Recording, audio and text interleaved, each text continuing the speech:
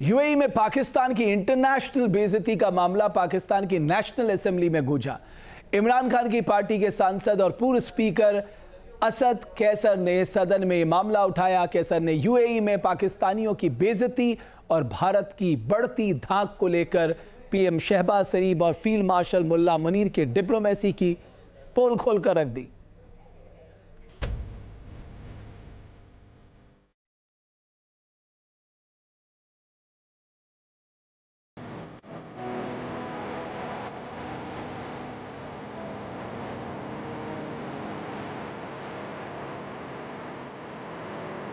पाकिस्तान की इंटरनेशनल बेइज्जती, इमरान खान के सांसद की गवाही, यूएई में पाकिस्तान की हुई बेइज्जती, ईरान जंग के दौरान यूएई ने होटल से निकाला, अमेरिका और भारतीयों की यूएई में धाक, शहबाज मुनीर की डिप्लोमेसी की खुली पोल। दुनिया के सामने पाकिस्तान की फजीहत का एक और मामला सामने आया है। इस बार शहबाज शरीफ और आसिम मुनीर की पोल खुद पाकिस्तान ने ही खोल दी है। इमरान खान की पार्टी पीटीआई के सांसद असद कैसर ने दावा किया है कि यूएई में पाकिस्तान नई नागरिकों की इंटरनेशनल बेइज्जती हुई है। असद कैसर का दावा है कि ईरान जंग के दौरान यूएई में बुरे बर्ताव के हालात उन्होंने खुद देखे हैं। जब युद्ध की वजह से उड़ानें कैंसिल हुई तो पाकिस्तानियों को परेशानियों का सामना करना पड़ा। जैसे ही जंग शुरू हुई तो फ्लाइट कैंसिल हो गई, हम परेशान थे। उधर से जो है ना, हम मजीद फ्लाइट लेना चाहते थे या इंफॉर्मेशन लेना चाहते थे या होटल जाना चाहते थे। हमारे पाकिस्तानियों के साथ सलूक अच्छा नहीं हुआ। हमें वो जिसके स्पीकर थे उस पर अनाउंसमेंट कि सिर्फ ओनली इंडियन और अमेरिकन पासपोर्ट होल्डर जो है ना वो एंटरटेन होंगे। मैंने खुद एहतजाज किया, बात की कंसर्न लोगों की, तो उसका रवैया जिस तरह होता है मुझे उस पर अफसोस है। मैं ज़्यादा से ज़्यादा चूँकि डिप्लोमेटिक नोट है, तो उस दिन मैंने महसूस किया कि पाकिस्तान के साथ जो रवैया है वो मुनासिब नहीं है। दिलचस्प बात यह है कि ये आरोप ऐसे देश को लेकर लगाए गए हैं पाकिस्तान जिसे अपना करीबी और दोस्ताना मुल्क बताता है।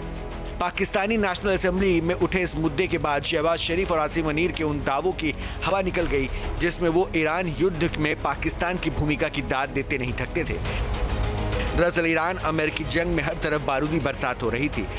अमेरिका ईरान पर घातक हमले कर रहा था तो ईरान भी पलटवार कर रहा था।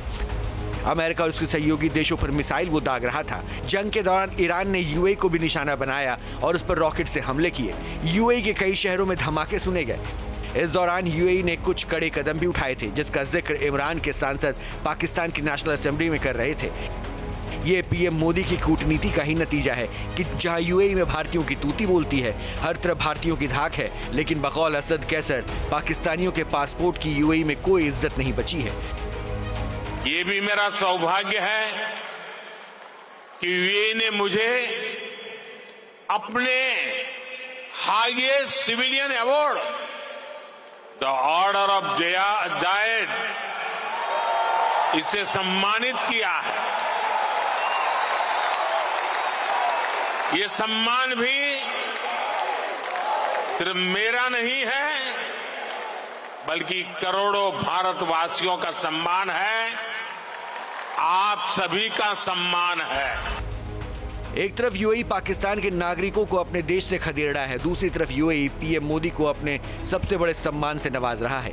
दोनों देशों की कूटनीति में जमीन आसमान का फर्क साफ देखा जा सकता है। भारत विश्वगुरु बनने के राह पर चल पड़ा है। प्रधानमंत्री मोदी वर्ल्ड लीडर हैं, ये दुनिया मान चुकी है। पीएम मोदी को अब तक 20 देशों से अपने सर्वोच्च नागरिक सम्मान से सम्मानित किया जा चुका है, जिसमें खाड़ी के देश भी शामिल हैं। कुवैत ने सबसे सर्वोच्च सम्मान the order of Mubarak the great से सम्मानित किया, तो वहीं ओमान ने पीएम मोदी को for the first class of the order of Oman, जबकि बहरीन ने king Hamad order of the renaissance award से सम्मानित किया है। ऐसा ही नहीं, सिर्फ यूएई ने पाकिस्तान की इंटरनेशनल बेइज्जती की है। इससे पहले सऊदी अरब ने भीख मांगने वाले पाकिस्तानी लोगों को अपने देश से बाहर कर दिया था। मीडिया रिपोर्ट्स के मुताबिक साल 2025 में सऊदी अरब ने 24,000, दुबई ने 6,000, अजरबैजान ने 2500 पाकिस्तानी भिखारियों को अपने देश से डिपोर्ट किया था।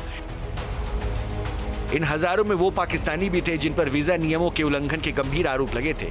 नाकाम सिस्टम, नकारा नेता और गर्त में पाकिस्तान, ये तीन बातें आज के पाकिस्तान को बयां करती है। पाकिस्तान के हालात ये है कि मुस्लिम देश भी उसे पसंद नहीं करते। शहबाज शरीफ और फील्ड मार्शल आसिम मुनीर की डिप्लोमेसी इंटरनेशनल लेवल पर फेल हो चुकी है, ये खुद पाकिस्तानी हुक्मरान भी मान चुके हैं। Team news nation.